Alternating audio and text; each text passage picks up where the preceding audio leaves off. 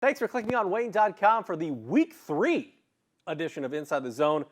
Justin Kinney of Optimum Performance Sports joining us. And Justin, man, after this Friday, we are a third of the way done with the regular season. How crazy is that? We are moving right along, and still plenty to figure out, especially in the leagues that get started this week in terms of conference play.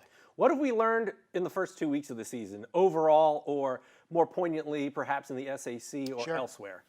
Well, the SAC in particular, I think we're starting to figure out who slots in where. I think when we look at it and say, okay, Carroll is up there, obviously.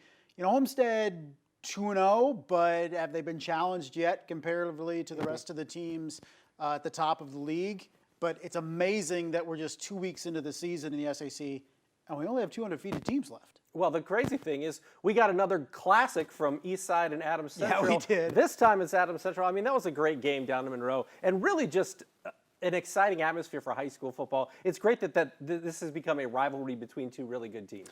Yeah, absolutely. They played each of the last 9 years, and now it's Adams Central with a 5-4 edge in the series. And you know, talking to Todd Mason, head coach at Eastside, last week going into that game, and he's like, it's just a tremendous thing. Two communities that really love their football, and traditional teams now with Eastside being a power over the last 3 or 4 years consistently. And you know, talking to Todd Mason, he was like, you know, last year's game was really indicative of when we found out exactly what we needed to work on to have a shot to go deep in the postseason. And it was very educational for both teams again this year when we look at those two teams and potentially being able to make a run in the playoffs. And the great thing to me, if you're an Adams Central fan, they're always known for running the football, but we've seen in the past 2 years, they've been able to throw it in this game, so it's nice to be tested like perhaps you will be later in the postseason against a team that can stop the run. Then you have to throw the football. We talk about that a lot in the postseason. You cannot be one-dimensional and win a state championship. You just can't. At some point, you can be run-dominated, but at some point you're going to have to go vertical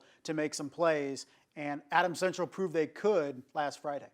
Well, we've talked about the SAC a lot on this show over the last few weeks, and rightly so, but our Highlight Zone game of the week is going to feature the NA8. You've got the reigning champs in the Leo Lions, certainly changing things a little bit in the Jason Dorfler era. 1-1 coming in to face a Norwell team that many have picked as one of the better teams in the NA8 this year. How do you see this one playing out? Leo on Friday night, we've seen Norwell impressively win 2 games, but again, the win on the road against Mississinawa was nice, dominant against Heritage. How do you see this one playing out?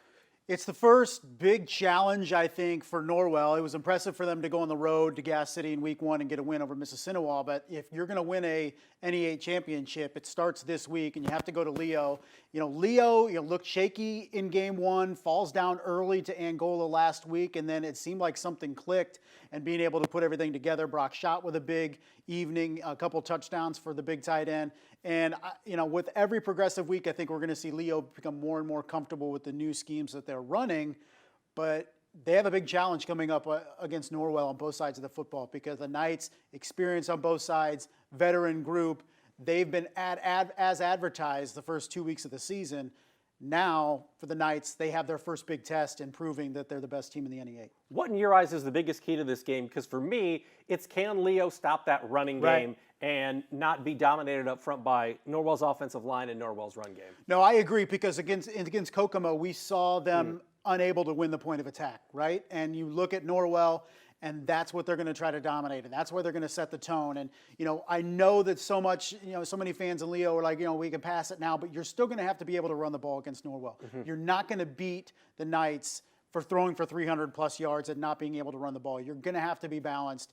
And with their playmakers at all 3 levels defensively, you're going to have to keep those guys honest. So being able to establish the run, you don't have to run for 250 yards, but you just have to keep Norwell honest and respect the run. Let's talk about another Northeast State matchup, because this, again, is the first week of conference play. New Haven at Dekalb is an interesting matchup to me. We saw New Haven look really good in a 47-0 win at home against Marion in week 1. Then we saw them go down and lose by 9 to a good Eastbrook team that kind of does something offensively that they're not really going to see a whole lot during the course of the year. But this Dekalb team, I've kind of been high on it just because of this senior class, and we've seen flashes and moments. So how do you see this one playing out between the Bulldogs and the Barons? I think it's a game that should deserve more attention. I'm glad we're talking about it, because I thought New Haven, despite losing at Eastbrook last week, looked really good. We're down too late, gave up that long touchdown drive at the conclusion of the game to make it look like a 9-point game that looked more one-sided. But New Haven missing 5 or 6 guys in the first quarter that had to sit out, including Donovan Williams, their quarterback, and they were playing from behind on the outset once those guys got back in. So missed some plays here and there, a couple touchdowns called back, but overall I felt like New Haven really showed well in Grant County last weekend. And then, Dekalb, the status of Donnie Wiley's missed the first 2 weeks of the season.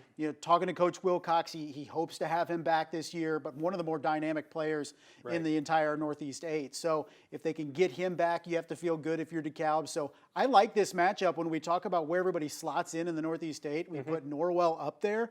I think we're still trying to figure out where New Haven slots in, where Leo slots in, where East Noble slots in, and I feel like this is going to be pretty telling. If New Haven can go on the road, maybe they can and get a win. Maybe they can be a factor in the Northeast 8. A good litmus test for both of those programs. Belmont at Columbia City as well. East Noble at Huntington North in the Northeast 8. Let's talk about the SAC, because this could have been a game of the week when you talk about the biggest game in the SAC this week. Even more so because of what we saw last week. You got Northside at Carroll. The Legends obviously coming off a big come-from-behind win, 32-27 against Bishop Dwenger at Chambers Field. And then you've got Carroll coming off an emotional win, looking really good so far this season, and wins against Bishop Luers and against Snyder. This is all about which team bounces back from last week. So which can move forward from an emotional victory last weekend and be ready for Friday night. Because you looked at Northside and say, man, they finally get that marquee victory under Coach Ben Johnson against a quality opponent in the SAC. And they do it coming from behind by 14 points. And,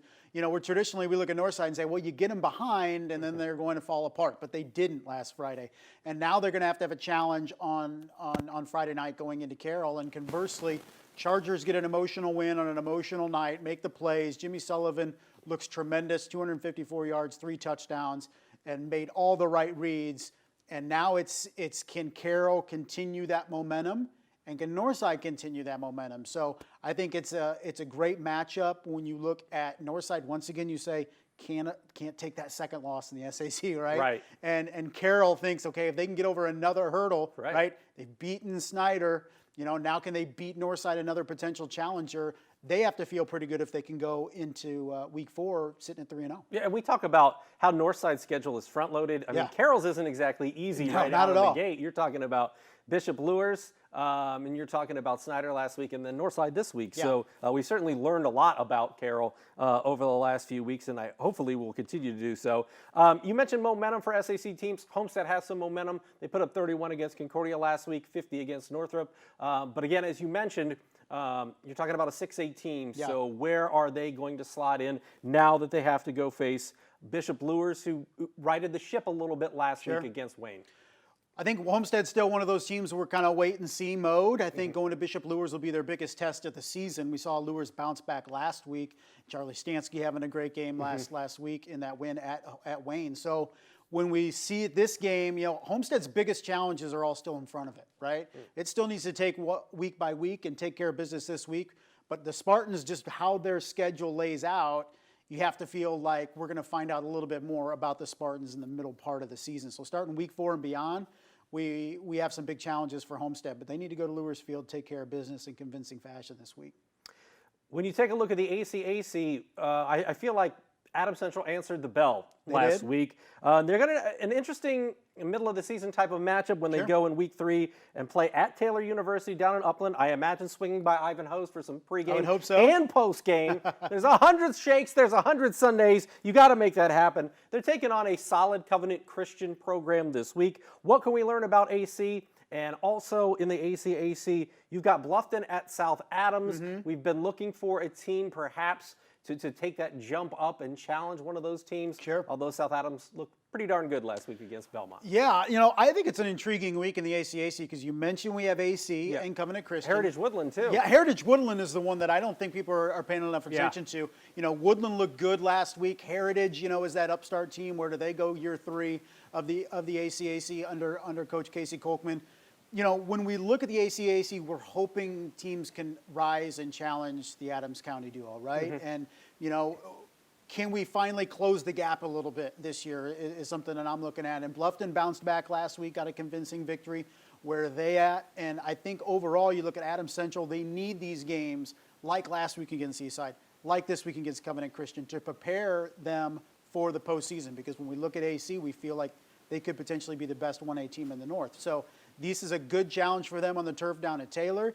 And conversely, Woodland and Heritage, I think, is a good matchup for two teams that feel like they're on the rise in the league. I think everybody looking into the ACAC wants it to not just always come down to week 6, September 23rd this year, with Adams Central versus South Adams. Like, it is interesting when some of those other teams are on the rise, and I think we've seen that with Woodland, how well they played against West Noble last week, and like you mentioned, Heritage could be ascending a little bit as well under Casey Kolkman. In the NACC, Angola's been a nice story so far this year. Yeah. They've been impressive, but one of the matchups that a lot of people might be talking about, Eastside at West Noble. What have we seen from the Blazers? How do they bounce back? Because I know, Todd Mason has talked about this in his post-game speeches a lot last season. Yeah. It's all about getting ready for a playoff run, and we have to worry about fixing the things that we do and doing what we do well. Could be a good matchup when you're taking on a big division team, always a challenge. Yeah, it is a challenge for Eastside, and I think it's a good matchup at the right time coming out of Adams Central, because Todd Mason loves that Week 2 matchup against AC because he can see where his team's at and what they need to work on, and now they can put that into practice this week in practice and come back and play what has been a pretty solid West Noble team, at least through the first 2 weeks of the season. So we're talking Eastside, and can they win another small division title? They can really get some momentum going into this week and find out. And, don't overlook West Noble. Anytime you have a Pruitt on the team, then the youngest, they always say the youngest is always the best, right? They always in the do family. say that. It doesn't but matter it could no be matter with what. that still, like, he's a monster and still an underclassman. So he could definitely be a player for West Noble. And then Angola, conversely, 2-0 start now. They start their their conference season, and could they be that big division team? After a couple years of struggling, we look at Angola as, could they be bouncing back? Well, yeah, size-wise, you think Andy Thomas as well. Yeah. They've got a lot of good things going. Excitement on that turf. People are excited about Angola football there at Chelsea, Michigan this week. But also in the NECC, you got Garrett at Churubusco. I know Garrett has not had the start that they would have liked, but Chris DePue kind of throws out the record when you talk about Garrett at Churubusco. It's become, it has been a rivalry in the past. Now that they're back in the same conference, you're talking about two teams that are very proud traditionally when it comes to their football programs. Yeah, all indications are Aiden Light will be back for Garrett this week after being out a week. And, Churubusco, Riley Burroff, a phenomenal game last Friday night. And I don't think we can discount the quarterbacks that may not put up the gaudy numbers each and every week, but run the offense as effectively as Riley Burroff does. Multiple years as a starter, gets a couple interceptions on defense against Lakeland last Friday. Just a phenomenal performance out of him. And great athlete overall. Yeah, absolutely. And you look at Churubusco and, of course, competing in that small school division, could they be a factor this season? You hope to see more out of Garrett coming into week 3 after a couple disappointing weeks to start the year. So, could they go in Turtletown and compete? I'd like to see it. What are you most looking forward to here about week 3? As we mentioned, conference play kicking off, so a lot of new storylines and new facets to the games on Friday night. I'm hoping to see some results on Friday night in the ACAC and NE8 that make us kind of raise eyebrows a little bit. You mentioned it. We've kind of been able to narrow the ACAC down to one game, week 6, against AC and South Adams. And, at least in the Northeast 8, we look at, okay, who's going to beat Leo? Can anybody beat Leo in recent years? And I think, if Norwell can take care of business, then it opens up things. I think like New Haven could be an upstart. I think East Noble, after taking that loss last week, is where do they slot in, because that was a lopsided game in a lot of respects against Northwood. So SAC took center stage the first 2 weeks. Now we can start hopefully having some intrigue in the ACAC and NE8. I love it. We'll have it all wrapped up for you Friday night on the Highlight Zone, and then again here on Inside the Zone next Monday with Justin. For Justin, I'm Glenn, and we'll see you next week.